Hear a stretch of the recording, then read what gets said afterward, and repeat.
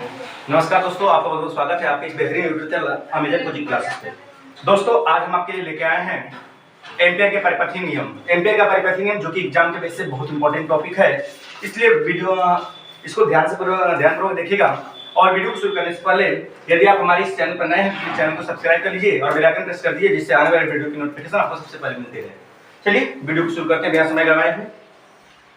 चलिए, आपका एम्पियर का परिपथीय नियम ध्यान से समझते हुए चलेंगे एकदम बढ़िया से अच्छे से। एम्पियर का परिपथीय नियम, एम्पियर का परिपथीय नियम, एम्पियर का परिपथीय नियम ध्यान से एकदम समझिएगा बच्चों। देखिए, एम्पियर का परिपथीय नियम सबसे पहले किसने प्रतिपादित किया इसको? तो जो वैज्ञानिक था, वैज्ञानिक का नाम था आंद्रे मेरी एम्पियर। कौन वैज्ञानिक था? आंद्रे मेरी एम्पियर, मेरी एम्पियर, ये वैज्ञानिक का नाम है। किस सन में प्रतिपादित किया गया? 1826 ईस्वी में प्रतिपादित किया गया। तो एम्पियर के नियम का प्रतिपादन किसने किया? आंद्रे मेरी एम्पियर ने किया। और कब किया? आपका 1826 ईस्वी में किया।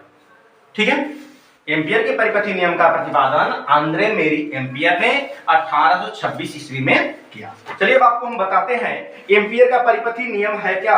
एम्पियर का परिपथीय नियम आपका क्या कहता है, तो लिखेंगे। सबसे पहले लिखते हैं, उसके बाद समझाते हैं। इस नियम के अनुसार, ध्यान से सुनिएगा, इस नियम के अनुसार, लेकिन नियम क्या कहता है? तो नियम कहता है कि किसी बंद परिपथ के अनुदिश चुंबकीय क्षेत्र का रेखीय समाकलन पथ द्वारा घिरी धारा का म्यू नॉट गुना होता है। चलिए पहले लिखते हैं, फिर समझाएंगे आपको। इस नियम के अनुसार, नियम कहता है किसी बंद पथ अथवा परिपथ के अनुदिश चुंबकीय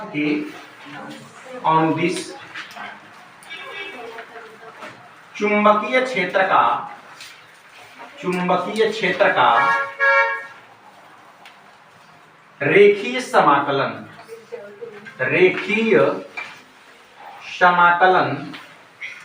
रेखीय समाकलन पथ द्वारा घिरी धारा आई का म्यू जीरो गुना होता है, म्यू जीरो गुना होता है। तो ये आपका है एम्पियर का परिपथीय नियम। एम्पियर का परिपथीय नियम क्या कहता है? किसी बंद पथ अथवा परिपथ के अनुदिश चुंबकीय क्षेत्र का रेखीय समाकलन पथ द्वारा घिरी धारा आई का म्यू नॉट गुना होता है। चलिए सबसे पहले समझते हैं यहाँ पे एक वर्ड के किसी बंद पथ, मतलब जो एक चीज तो समझ में आ रहा है कि जो एम्पियर का परिपथीय नियम है आपका, बंद पथ अथवा परिपथ मतलब तभी लागू होगा जब परिपथ जो आपका होगा बंद होगा। किसी भी आकृति का परिपथ हो सकता है, लेकिन जब परिपथ बंद होगा तभी एम्पियर का परिपथीय नियम लागू होगा। चुंबकीय क्षेत्र का रेखीय समाकलन बोला गया। देखिए, चुंबकीय क्षेत्र का रेखीय समाकलन का मतलब क्या होता है? तो देखिए, चुंबकीय क्षेत्र और अल्पांश के अदिश गुणनफल के समाकलन को ही रेखीय समाकलन किसे कहेंगे? चुंबकीय क्षेत्र का रेखीय समाकलन किसे कहेंगे? तो चुंबकीय क्षेत्र और अल्पांश जो लंबाई होगी, अल्पतम लंबाई के अदिश गुणनफल, यहाँ पर डाट है, क्या है आपका? डाट है। तो अदिश गुणनफल के समाकलन को ही हम लोग क्या कहते हैं? चुंबकीय क्षेत्र का रेखीय समाकलन कहते हैं। मान लीजिए धारा आई है, तो आई का कितना गुना? म्यू नॉट गुना, तो म्यू नॉट आई हो जाएगा। यही चीज आपको समझना है, बस इसी कॉन्सेप्ट को आप समझ जाएंगे तो काम हो जाएगा। आपका क्या बोला? किसी बंद पथ अथवा परिपथ। बंद पथ की बात तो आप समझ में आ रहा है कि अगर कोई परिपथ बंद होगा तभी एम्पियर के नियम को हम लोग लागू करेंगे। इसके बाद कर रहा है चुंबकीय क्षेत्र का रेखीय समाकलन। चुंबकीय क्षेत्र का रेखीय समाकलन क्या होता है? तो चुंबकीय क्षेत्र और अल्पांश के अदिश गुणनफल, दोनों का क्या? अदिश गुणनफल का जो समाकलन होगा, इस टोटल को ही कहते हैं चुंबकीय क्षेत्र का रेखीय समाकलन। इसका जो मान होगा पथ द्वारा घिरी धारा आई का कितना गुना होगा? म्यू नॉट गुना होगा। म्यू नॉट को क्या कहते हैं? तो म्यू नॉट को कहते हैं निर्वात की चुंबकशीलता।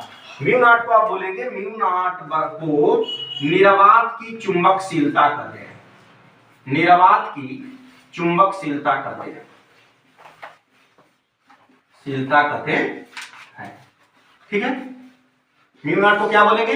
निर्वात की। इसका देखिए मात्रक आपका एग्जाम में पूछता है क्वेश्चन, इसका मात्रक पूछ देता है, या इसका मान पे लेके क्वेश्चन को विकल्प में पूछ देता है, या एप्सिलॉन जीरो का क्वेश्चन पूछ देता है। तो यह आपका होता है निर्वात की चुंबकशीलता होता है। चलिए अब इसके बाद हम उपपत्ति करते हैं, इसको उपपत्ति कर रहे हैं। देखिए सबसे पहले देखिए एम्पियर के परिपथी नियम को प्रूफ करना है। मान लेते हैं कि यह कोई सीधा लंबा तार, हमने मान लिया, माना यक्स वाई क्या है, कोई सीधा लंबा तार है, यक्स वाई सीधा लंबा तार है। और हमें देखिए अगर हमें कह दिया जाए कि इससे मान लीजिए स्मॉल आर दूरी पर, स्मॉल आर दूरी पर इधर कोई पॉइंट पी है, हमने मान लिया कि स्मॉल आर दूरी पर कोई पॉइंट पी है, जहां पर हमें क्या निकालना है, यह सिद्ध करना, प्रूफ करना। अगर एम्पियर के नियम को लगाना है तो आपको पता है कि एम्पियर को नियम को लगाने के लिए हमें क्या करना पड़ेगा, बंद पथ अथवा परिपथ बनाना पड़ेगा। तो हम बंद पथ बनाते हैं, और जब कोई सीधा लंबा तार होता है तो इसके द्वारा जो बंद पथ बनता है वह आप गोलाकार लेते हैं। कैसा पृष्ठ लेंगे? गोलाकार ले लेंगे, ऐसे ले लेंगे, ये गोलाकार है टोटल। ठीक है, ये गोलाकार लेते हैं। अब यहां पर हमें क्या निकालना है, हमें प्रूफ करना है। तो इधर चुंबकीय क्षेत्र आपका देखिए यहीं पर मान लेते हैं अल्पांश है, और इसकी लंबाई हम मान लेते हैं dl है, और इधर आपका चुंबकीय क्षेत्र क्या है, b है। देखिए इधर आपका ऐसे आपका यही dl है, और इधर आपका b है, मतलब दोनों एक ही दिशा में है, दोनों क्या है, एक ही दिशा में है। तो थोड़ा सा चित्र के बारे में आप कैसे लिखेंगे, आप लिख सकते हैं ऐसे कि माना यक्स वाई एक सीधा लंबा तार है, माना यक्स वाई एक सीधा लंबा तार है जिसमें आई एम्पियर की धारा ऊपर की ओर प्रवाहित हो रही है। तार से स्मॉल आर दूरी पर या आई एम्पियर की धारा ऊपर प्रवाहित हो रही है।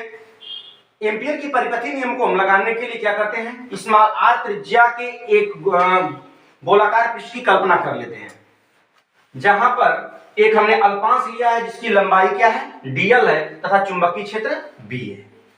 तो अब इसके बाद ध्यान देंगे थोड़ा सा, हमें करना क्या, हमें लेना है चुंबकीय क्षेत्र का रेखीय समाकलन। तो सबसे पहले देखिए यह तार है, तो इस तार द्वारा भी तो चुंबकीय क्षेत्र उत्पन्न होगा। देखिएगा हम कहते हैं सीधे तार द्वारा, सीधे तार द्वारा उत्पन्न चुंबकीय क्षेत्र। अगर सीधे तार द्वारा चुंबकीय क्षेत्र उत्पन्न होता है, आपको पता है कि B बराबर mu naught upon 2 pi into I बटा में R होता है। यह सीधे तार द्वारा उत्पन्न चुंबकीय क्षेत्र का सूत्र है। इसको आप कक्षा 10 में पढ़े हैं। जब सीधा तार होता है तो उसमें जो चुंबकीय क्षेत्र उत्पन्न होता है तो वह धारा के अनुक्रमानुपाती होता है, बीच की दूरी के व्युत्क्रमानुपाती होता है। तो यह फार्मूला होता है सीधे तार द्वारा, अगर सीधा तार एक्स वाई, इसके द्वारा जो चुंबकीय क्षेत्र, इससे इतना दूरी पर जो चुंबकीय क्षेत्र होगा आपका mu naught upon 2 pi into I बटा में आर होगा। तो यहाँ पर क्या कर रहा है कि हमें चुंबकीय क्षेत्र का रेखीय समाकलन लेना है। चुंबकीय क्षेत्र का क्या लेना है, रेखीय समाकलन। और रेखीय समाकलन का मतलब आप समझ रहे हैं कि इसकी बात कर रहा है। तो हम इसको अगर लेंगे, देखिए vector B dot DL vector, और यह कौन सा गुणन है, अदिश गुणन। कौन सा गुणन है, अदिश गुणन। और अदिश गुणन किसमें टूटता है, तो आपको पता होना चाहिए कि अदिश गुणन कांस में टूटता है। किसमें टूटता है, कांस में। और देखिए बी भी इसी दिशा में, डीएल भी इसी दिशा में है, तो थीटा इक्वल टू कितना हो जाएगा, 0 अंश हो जाएगा। थीटा इक्वल टू कितना हो जाएगा, 0 अंश हो जाएगा। यहां से बात समझेंगे आप, काश 0 का मान कितना होता है, 1 होता है। काश 0 का मान 1 होता है, तो काश 0 का मान 1 रख लेंगे, बी को बाहर कर ले रहे हैं। ठीक है, यहां से डीएल हो जाएगा। ठीक है, डीएल का समाकलन क्या हो जाएगा आपका, यल। डीएल का समाकलन यल। और यल तो इसके हमने बोल दिया इतना डीएल, फिर इतना डीएल, इतना डीएल, इतना डीएल, अगर पूरे को जोड़ेंगे तो ये टोटल क्या मिलेगी, परिधि मिलेगी। यह टोटल क्या मिलेगी, परिधि मिलेगी। और बच्चों परिधि का जो मान होता है आपका, आपको पता होना चाहिए कि जो परिधि होती है यल बराबर कितना होती है, 2 पाई आर होती है। यल बराबर कितना होती है, 2 पाई आर होती है। तो चलिए बी का मान क्या है, यहां पर रखिए mu naught upon 2 pi into I बटा में आर, और परिधि कितना, यल का मान 2 पाई आर है। तो ये कुछ कट रहा है, आर से आर कट जाएगा, 2 पाई से 2 पाई कट जाएगा, तो म्यू नॉट इंटू आई। यही हम लोग को क्या करना था, प्रूफ करना था। यही आपकी क्या है, एम्पियर का परिपथीय नियम है। पुनः रिपीट करते हैं, एम्पियर के परिपथीय नियम को ध्यान से समझिएगा कि एम्पियर के परिपथीय नियम का प्रतिपादन आंद्रे मेरी एम्पियर ने 1826 ईस्वी में किया। एम्पियर का परिपथीय नियम कब लागू होता है, तो बंद परिपथ के लिए लागू होता है। नियम क्या कहता है कि चुंबकीय क्षेत्र का जो रेखीय समाकलन होता है, जो पथ द्वारा घिरी धारा होती है, उसके म्यू नॉट गुना होता है। रेखीय समाकलन का मतलब चुंबकीय क्षेत्र और अल्पांश के अदिश गुणनफल को चुंबकीय क्षेत्र का रेखीय समाकलन बोलते हैं। इसके समाकलन को म्यू नॉट आई हो जाएगा। अब उत्पत्ति करना है तो हमने चित्र बना लिया। सबसे पहले हमने माना एक सीधा लंबा तार है जिसमें आई एम्पियर की धारा ऊपर की ओर प्रवाहित हो रही है। अगर आपसे पूछा जाए कि यहाँ पर चुंबकीय क्षेत्र दिशा किस दिशा में है, तो आप ऐसे बात करेंगे, ऐसे रखेंगे तो इधर धक्का देंगे तो चुंबकीय क्षेत्र दिशा कागज के तल के लंबवत अंदर की ओर हो जाएगी। देखिए आपका यह अंदर हो गया, डीएल हमने इसी दिशा में ले लिया है, तो सीधे तार द्वारा चुंबकीय क्षेत्र हमने सबसे पहले लिखा है। तो इस तार द्वारा कितना चुंबकीय क्षेत्र यहाँ पर उत्पन्न होगा, तो B बराबर mu naught upon 2 pi into I बटा में आर।